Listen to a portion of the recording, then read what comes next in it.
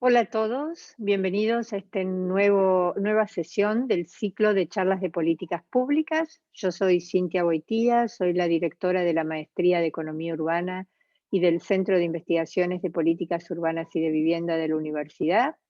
Y organizo este ciclo que tiene como tema central ciudades y políticas urbanas en contexto post-COVID.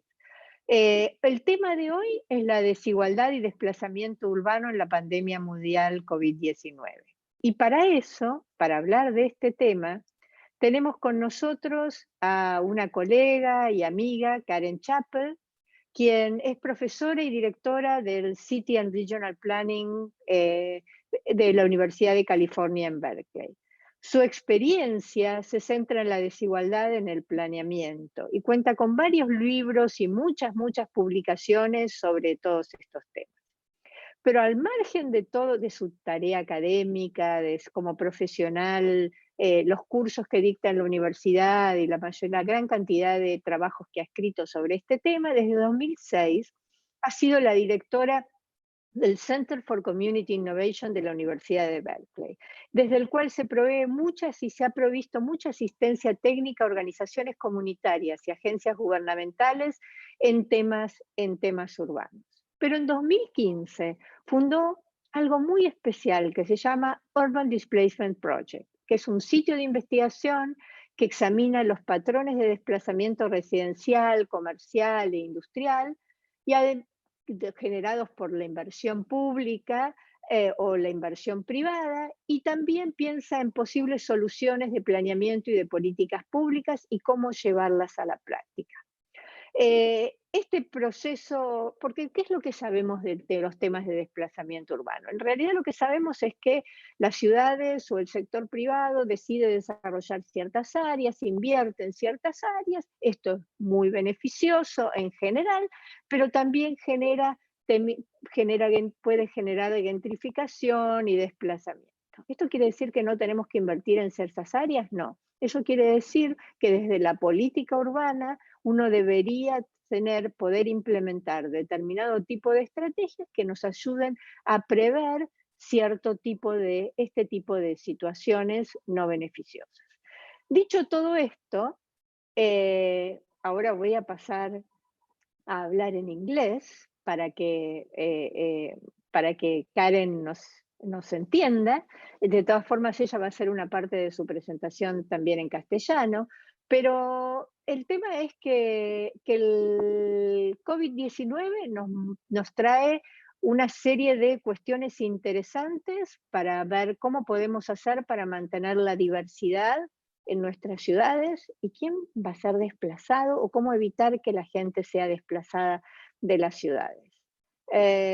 Déjenme empezar con una conclusión, porque yo estuve conversando un ratito antes con Karen y Karen es optimista en el largo plazo de lo que puede llegar a pasar en las ciudades. Entonces, dicho esto, y pensando también, ella trabaja mucho en el contexto de Estados Unidos, Karen está localizada en San Francisco, entonces va a ser interesante también pensar cómo aplica esto al contexto de las ciudades de Estados Unidos, pero también cómo aplica estas ideas a las ciudades de América Latina.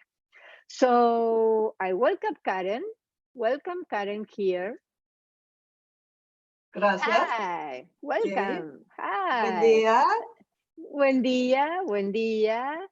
So, you are invited to start talking. Ok, voy a empezar. Voy a empezar en español o Spanish. Y vamos a continuar en inglés para la charla. Entonces, gracias a todos por asistir y gracias a Cynthia por organizar esta serie. Tengo buenos recuerdos de mi tiempo en Buenos Aires, así que es bueno estar con ustedes otra vez. Debo señalar desde el principio que Argentina y California, Buenos Aires y San Francisco son como hermanas en la crisis. Son lugares donde hay una tasa de mortalidad relativamente baja, donde hay aumentos rápidos en los casos, es en los vecindarios con concentraciones de personas de bajos ingresos. Para ustedes, Villa 31, para nosotros, Los Ángeles. Soy profesor de planificación urbana y regional, así que pienso mucho en las ciudades. Sin embargo, mi laboratorio de investigación se centra en el tema del desplazamiento, que es uno de los principales problemas que enfrentan las ciudades ahora. Jane Jacobs nos enseñó que las ciudades son vibrantes, son diversas, pero nuestras ciudades, especialmente el núcleo de nuestras ciudades, se han vuelto tan caras que corremos el riesgo de perder esa diversidad maravillosa. Es por eso que fundé este proyecto para analizar todas las formas de desplazamiento residencial en Buenos Aires también, comercial, y este es una venta de café de empanadas en San Francisco. Es como símbolo de gentrificación, empanadas en San Francisco, y también de industrial. Entonces, Cynthia, ¿tenéis una pregunta para mí? Sí, exactamente.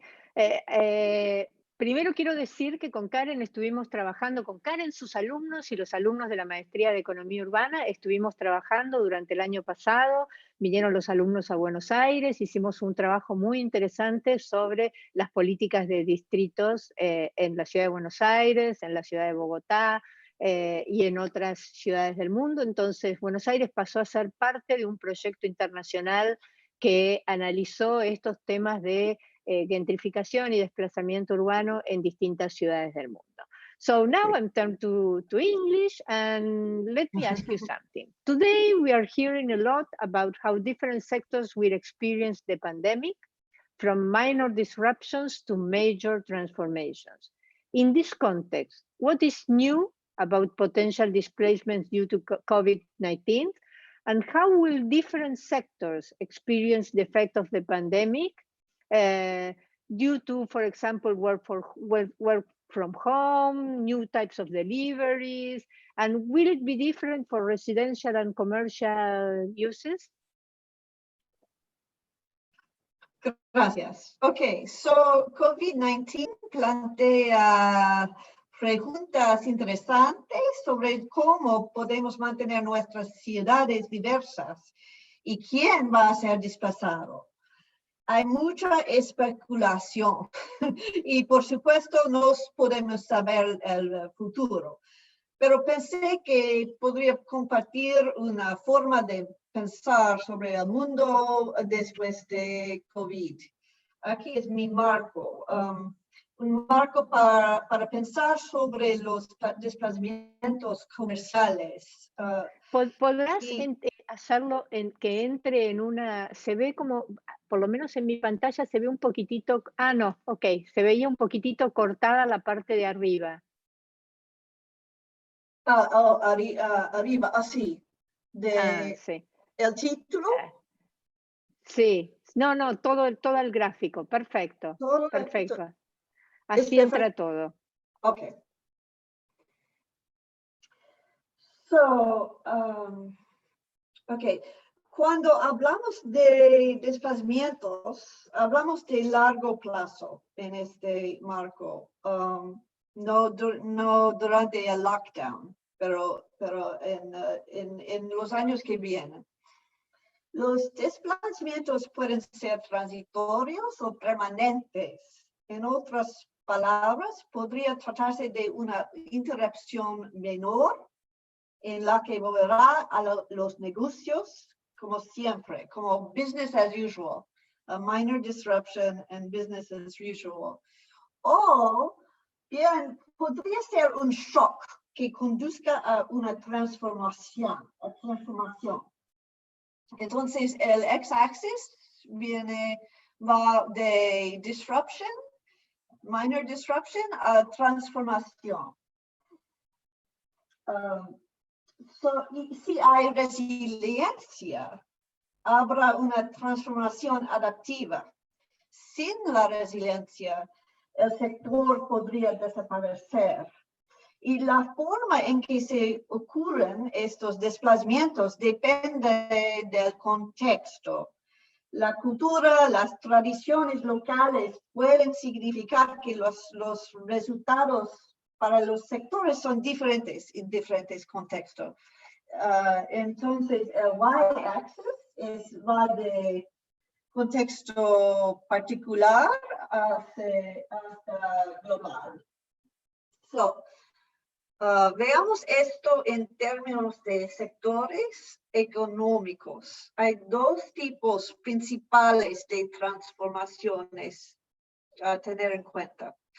El crecimiento de servicios en línea y la inclinación de cerrar las fronteras de los países para disminuir el papel de la globalización. So we have two trends here to think about: online working and the trend to close the borders. So vamos a pensar sobre estos sectores. Entonces, por ejemplo, tech. So, creo que TIC va a tener una transformación global y mayor. Todos los trabajadores pueden trabajar a casa. Entonces, y ahora hay 6 o 8 centros de TIC en el mundo, pero puede ser muchísimo después de COVID-19. Otro sector con mucha transformación puede ser retail, las compras minoristas, pueden ser en línea. So, es como una transformación en las calles. Y otro sector interesante, creo, es los restaurantes. Pueden ser diferentes en contextos diferentes. In California, restaurants might not come back. Nobody wants to go out to a restaurant. Pero creo que en Buenos Aires, en Madrid, en Roma, the cultural traditions are so strong that many restaurants will stay. Wonderful, Okay. Karen. Wonderful, Karen. Can I ask you another question, or you want to continue? Sure. Okay. Sure. No. Okay. Let's go ahead. From what you have shown here, let us remember all the people that are listening us that you live in one of the most important technological centers of the world. You live in San Francisco, where most of the technology companies, big technology companies, are located. And this area has a housing market which is hot, very, very, very high housing prices, and which are increasing constantly. So from your experience and all the analysis that you have done in the previous years, you have released a lot of information about neighborhood change in the city, and which was extremely high. Neighborhoods have changed a lot, leading to gentrification and displacement. So But now, what changes can be expected in residential housing markets in the short and in the long term in your city?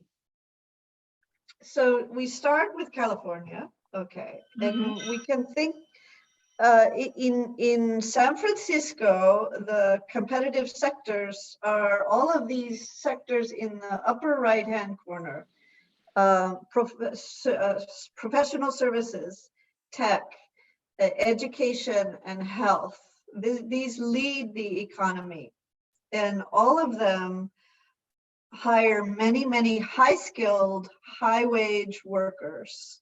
And many of them suffer right now from a labor shortage because there is not enough housing for them in the Bay Area. So you have, for instance, Facebook announcing that now it will have regional hubs. It will move out of the Bay Area, some of the work.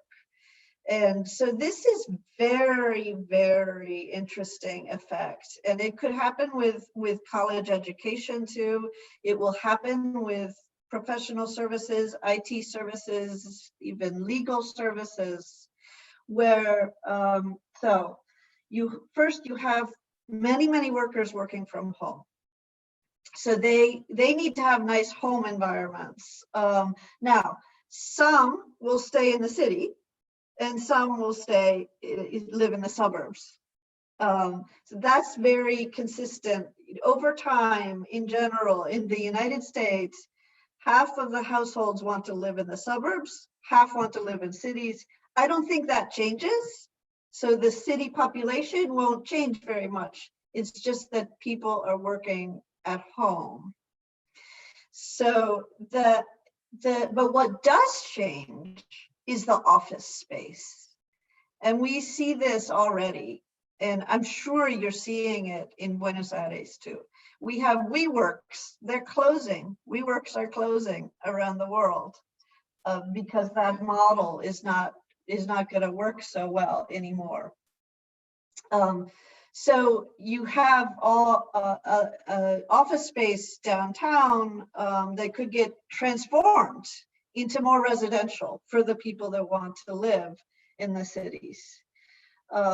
So many people will be working at home from cities. Many people will be working in the suburban areas, and some will work in the remote areas. So you'll have people in the United States, they'll work at Facebook and Google and Silicon Valley, but they'll live in Atlanta or Memphis or Denver. So we'll see those secondary cities, mid-sized cities, will grow. And so in Buenos Aires too, you'll see Mendoza and Córdoba and all these places should benefit from the online work. And then when I think about this in terms of housing prices, in the aggregate, this means that the trend of housing markets, which have been accelerating in prices, especially in cities like Buenos Aires and Londres and San Francisco. So that begins to slow down because you have less demand for the high end. You have more space because you don't have so much office space, so you also have less global investment because you don't capital is not going to move as freely around the world. So I think this is my optimista. This is why I am an optimista, because on the high end, I see that the prices will soften and more people can stay in the core of the cities. But there's another story here about office space, and going back to my other slide, it's about all the workers that service the creative sector and the office sector. So all of the low wage jobs in retail, in social services, in construction, in manufacturing, in the restaurants. So there's less office space in the cities, so there's fewer jobs. There's fewer low-skill jobs. And that's where we start to see potentially quite a bit of displacement, because you'll have higher unemployment for low-wage workers that live in the cities. Now they may leave and they may go back to other regions, but you will see some displacement as people lose income, I believe, in the low-wage jobs. Thank you, Karen. Thank you. And here, one of the key questions is, well, due to all of these changes, how can we promote investment or new location of people, relocation of people, or development without displacement in our cities, in our communities? What strategies from your experience can be used to avoid urban displacement and gentrification? So if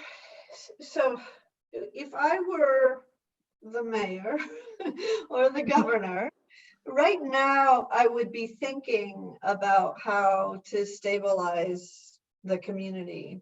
So one of the interesting things is we have many tools to stabilize communities and prevent displacement. And there's a set of tools we can use around building more housing, building both more market rate housing and building more affordable housing. And so we have tools to incentivize development and make sure that there's inclusionary housing there. We have tools to do community land trusts, to buy, to put, when we build new housing, put it into affordability perpetually. We have tools to also preserve housing through community land trusts. So we can buy existing affordable housing and we can rehabilitate it and we can preserve it. And certainly if I were thinking about Villa 31, today, I would be thinking about how I could help stabilize the area by preserving what's there and rebuilding in place. And what's interesting, and what's interesting is that these tools don't work very well when the economy is hot.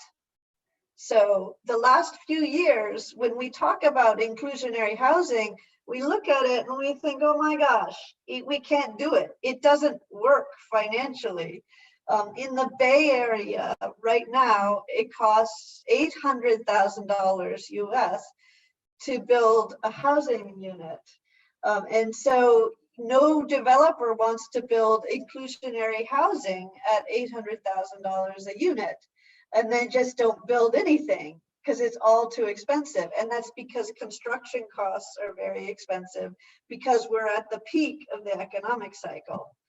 So this is the good news. Again, I'm always the optimist. The good news is the global economy is slowing down. Construction costs are coming down.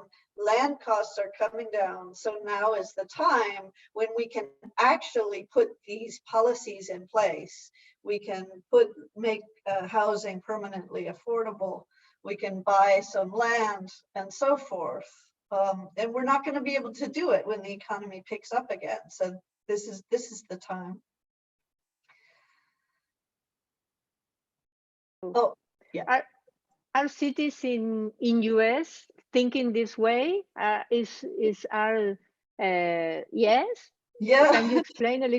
Absolutely. The groups I've been working with, for instance, there's a group called Spark that we've been working on sustainability planning in Atlanta and Denver and Memphis and Chicago and Los Angeles and San Francisco. And this group is very interested in issues of displacement related to climate change. And it's thinking, what can we do right now? And the platform that they're thinking about is about buying land, is about buying units before we have another crisis like we did 10 years ago, where we had a foreclosure crisis, where millions of people lost their homes because of a mortgage, not being able to pay their mortgage, partly because of unemployment, but mostly because of the banks having bad lending policies. So that we want to prevent that this time around. One of the interesting differences between the US and Argentina, I believe, is the unemployment. So because you don't have a spike up in the unemployment rate, right?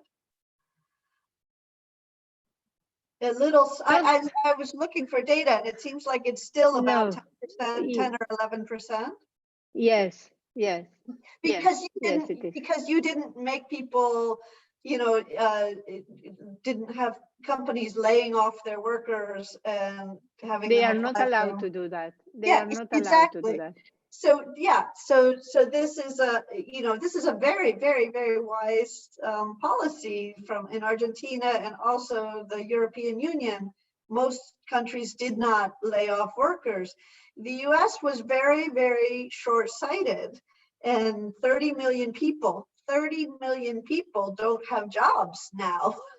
So, and they are soon going to run out of benefits from unemployment benefits. And then we have a big crisis with paying the rent and paying the mortgage.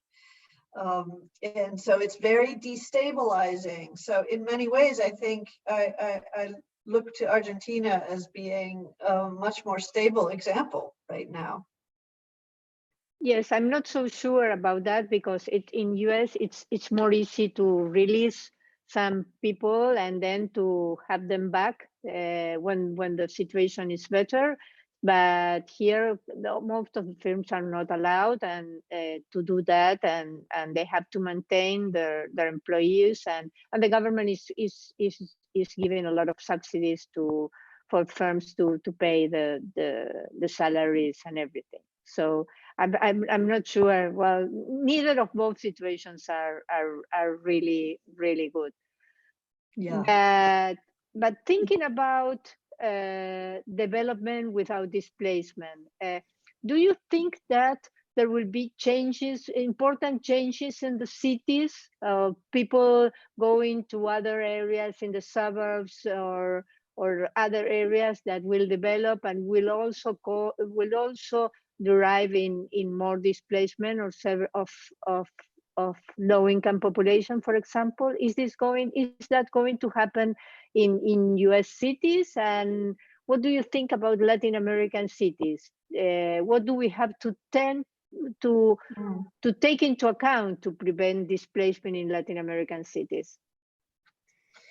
Okay, so a lot of hard questions here. In the US,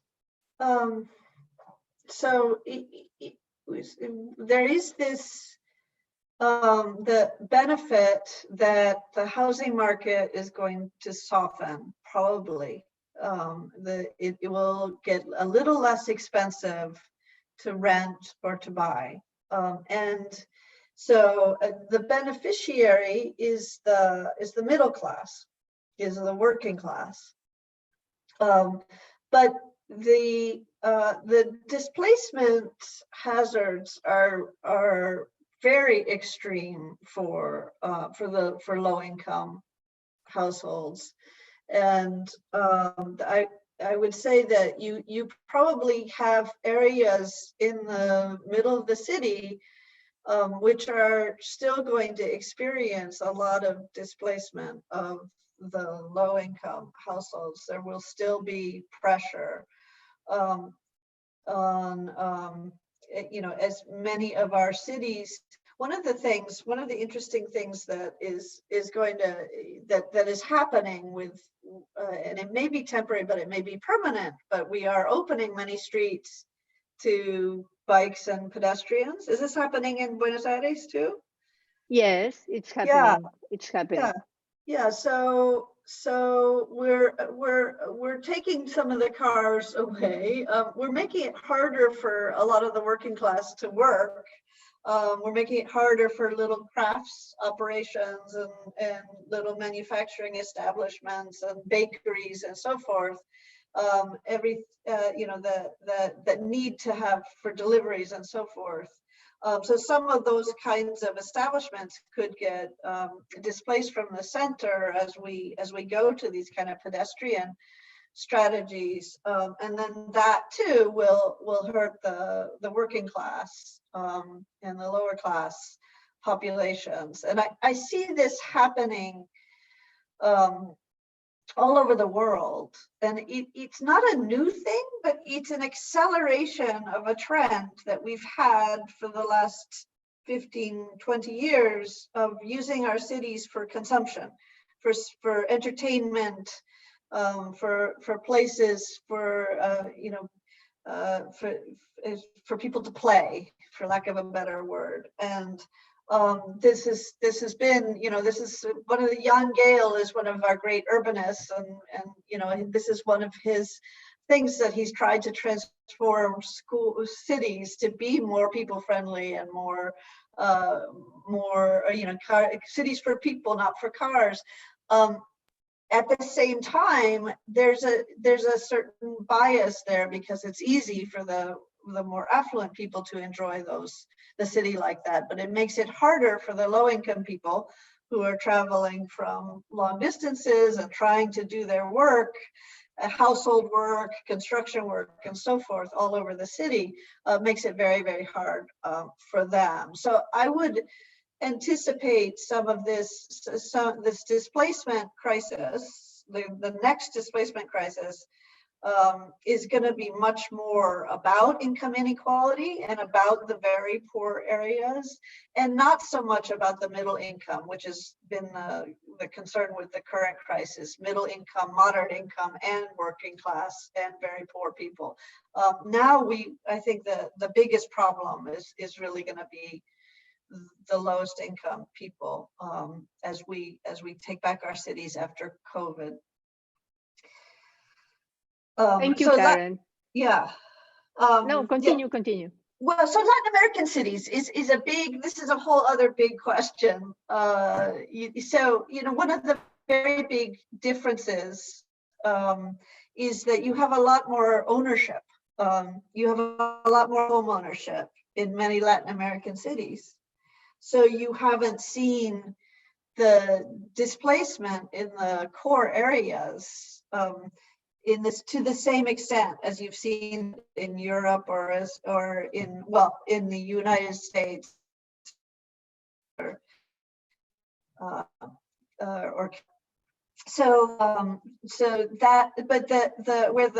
the Latin American countries fall behind a bit is protecting their renters. So they're, great rights for homeowners, but those who are not so lucky as to be homeowners don't tend to have many protections from eviction.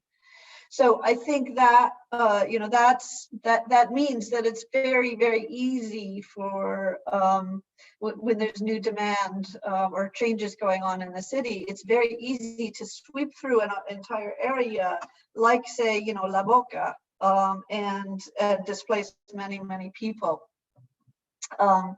And so that's where I think, Latin American cities are going to have to really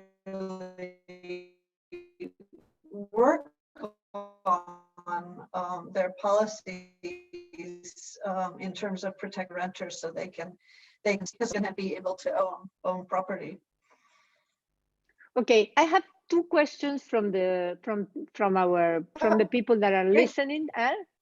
So one is about transportation, and they ask, well, do you think that autonomous vehicles, which will be around maybe in a couple of years, will produce important changes in terms of population displacement or in the pattern of residential location in large cities? Yeah, so this is great.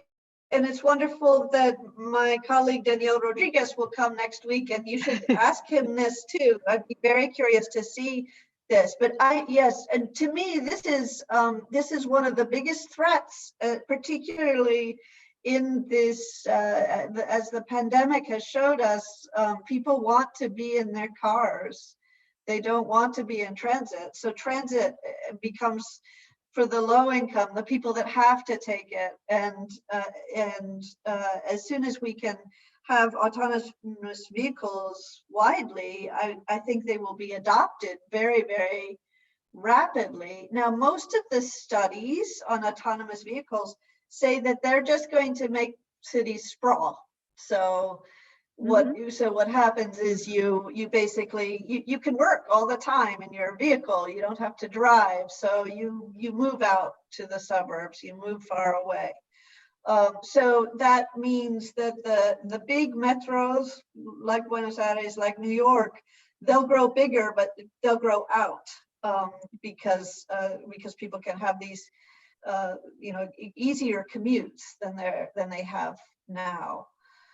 So in terms of displacement, I think that there's several displacement concerns. I mean, one of the things that we like about autonomous vehicles is we don't have to have parking. So we actually we free up a lot of land that right now is used for parking. And that then can be used to build housing for more people. And this is very obvious in a place like Los Angeles or Houston, where you have a lot of parking that can be repurposed, because you don't need, your car is going to move around all the time and you don't need to park it anymore. So that's sort of the good news. And the bad news is that cars take up a lot of room in cities, and if everybody wants to be in their autonomous vehicles, it means we'll be building more highways. And when we build more highways, we displace more people. So I could see that happening as well. Okay, let me mention that last year we did at the university a big study about the impact of autonomous vehicles in Latin American cities, and they pose a lot of risk in terms of inequality, of who can afford to buy or to use an autonomous vehicles and who not. So I think it's another issue of inequality and displacement that must be analyzed with care in the following years. The other question is related to affordable housing. It's for people in Latin America, it's not really clear who builds affordable housing in US. Is the public sector? Is the private sector? How does it function in your city, for example? Yeah, es una locura. The financing of affordable housing is crazy in the United States. So it used to be the public sector. Then when the public sector had budget cuts and it tried to outsource to the private sector, actually it was the nonprofit sector that arose. It built its capacity. It manages, the nonprofit sector builds most of the subsidized affordable housing in the US today. The problem is that the funding comes from many different sources, and it's very complicated.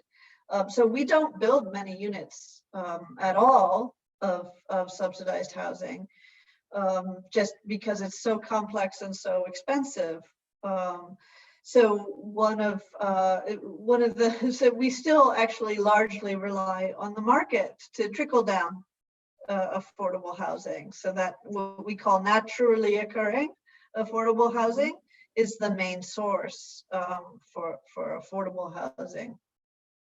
That's why you want to keep all the affordable housing that you have in any area and not have, yes. Absolutely, yeah. And make sure that it doesn't trickle up, filter up to more wealthy people, because you'll never be able to rebuild that stock. It's just too expensive to build new construction. So we build new construction, to help people, help house the upper income people so that they don't put pressures on the affordable stock. Okay, thank you. There is another risk that I want to talk about with you. It's this social distance approach that prevails in many cities. Don't you think that can be a way to drive more exclusion, more people wanting to be more segregated, high income people and low income? So we cannot be very happy about this type of outcome if this social distance drives this type of approach. Yes, and I think, again, this is what Jane Jacobs would have said, this is a nightmare, because people of different walks of life, people, they have no chance to interact. And it's not just the distance, it's the fear and paranoia that is driving a wedge between different groups. And so we're only staying with people that are strong ties, and we're losing our weak ties, our acquaintances, and our diverse networks. And that's such an important part. We know from all urban theory that those kinds of networks, those diverse networks, are what make innovation possible. It's what makes cities grow. It's what creates wealth. It's what creates upward mobility. So important to have that diverse context. But I guess my question for you, Cynthia, is this going to stay? Is social distancing going to be here next year? Will we ever go back to hugging and kissing? I'm not sure. I think it depends. It depends on if this is a once in a time event that happens now, and in a few months we have some treatment or something, or a vacuna that can stop the virus, or if we are going to have a cycle of pandemic or a continuous event. So that will determine if this will be something that is going to continue, and it will be a most important change and transformation in our cities, or if we are going back to business as usual. Yeah, I think we have a couple of years because of the timing of the vaccine. If the vaccine comes next year, there's still the production and the dissemination, and how you get the vaccine, especially in the US, there's many people that say they won't take it, the anti-vaccine people.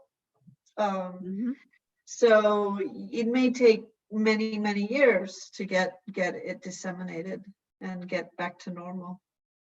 Okay, and there is another question that I want that comes from the people that are listening us.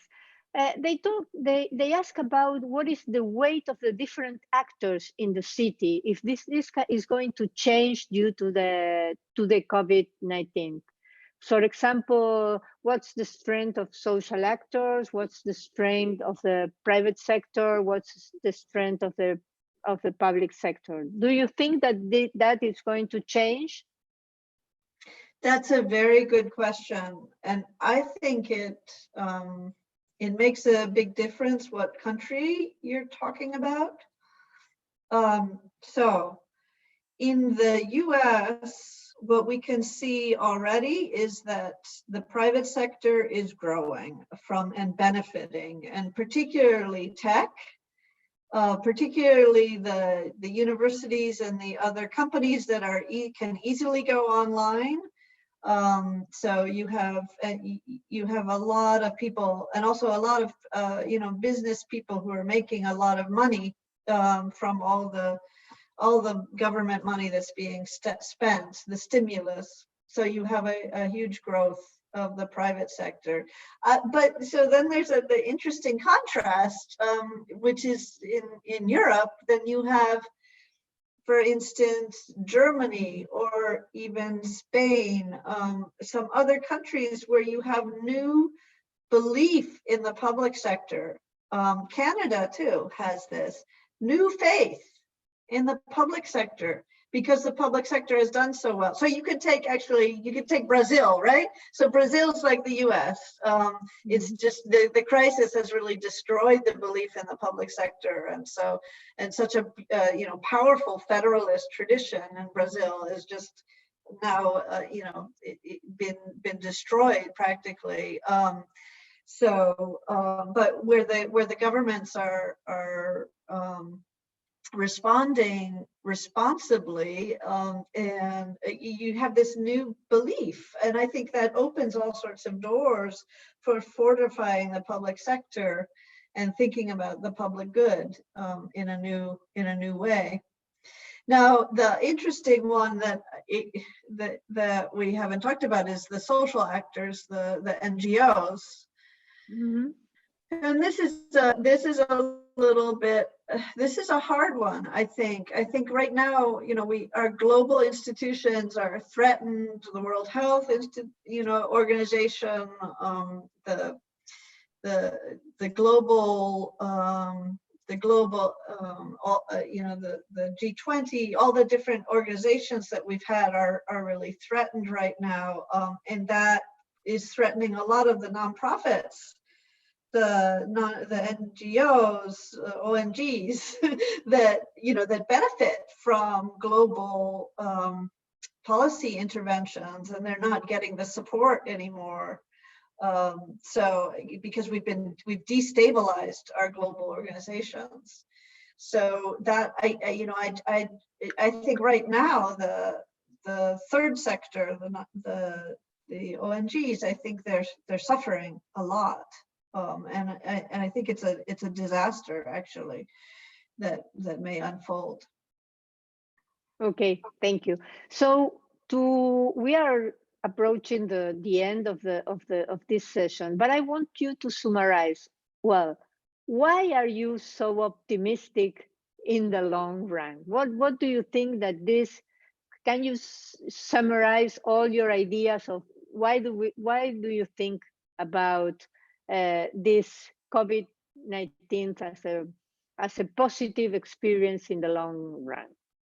Well, if you think about the path that we were on, neoliberalization, the growth of populism, the growth of anti-intellectualism, the ruining of the public sector, the closing off of our great cities to diverse populations. So that was a trajectory. It was just going up and up and up. So where soon nobody could afford to have a coffee in Palermo, or visit New York, or rent an apartment in San Francisco, or go to London. All of that, it just looked like it was going to be the 1% that would get to experience our great cities, and then the rest of us who would be doomed to live elsewhere or to be displaced from these areas. And so I think that's my optimism, is that we've slowed down that trend. We have a shock to the system, and if we can learn from our good examples of places where the public sector is leading, of places where people are taking the opportunity of the crisis to do more inclusive development, and you can see that there are cities that have this example, then it gives hope to the rest of the world.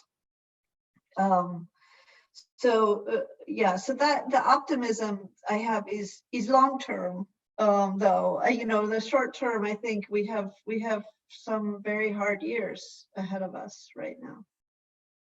Okay. Well, thank you, Karen. Thank you for your participation. And now I will change to Spanish to present our next seminar next week.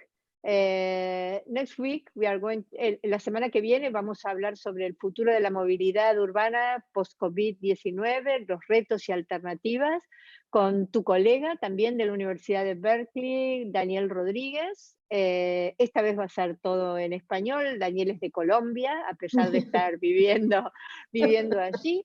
Y lo interesante de tenerlo a Daniel es que también gran parte de su investigación más reciente está asociada a temas de transporte, que es su gran experiencia, pero transporte y salud. Y muy específicamente con mucho conocimiento de las ciudades de América Latina. Así que los esperamos a todos.